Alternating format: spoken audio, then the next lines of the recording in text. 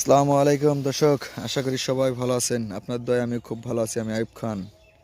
এই হলো আমার চাষকৃত ইন্দোনেশিয়ান স্মার্ট নেপিয়া। দেখেন, আপনারা যারা একবার ঘাস চাষ করে ৩-৪ বছরের প্ল্যান করে ঘাস চাষ করেন, অবশ্যই খেয়াল করবেন আপনার জমিতে পানি ওঠে কিনা। যদি পানি ওঠে তাহলে মাটি উঁচা করে ঘাস চাষ করে দিবেন। এবং পাশাপাশি এই যে আমার চাষ করা গুয়াতেমালা, এবং পাশাপাশি গ্যাপ দেবেন 3 ফিট ইন্দোনেশিয়ান স্মার্ট নেপিয়ার ক্ষেত্রে, এবং চারা টু চারা 1 ফিট পরপর দিবেন।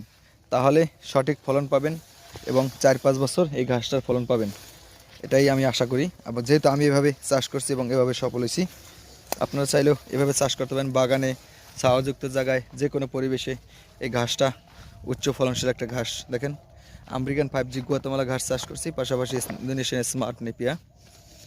আপনারাও এই ধরনের পদ্ধতি অবলম্বন করে ঘাস চাষ করতে পারেন, সঠিক ফলন পাবেন ইনশাআল্লাহ।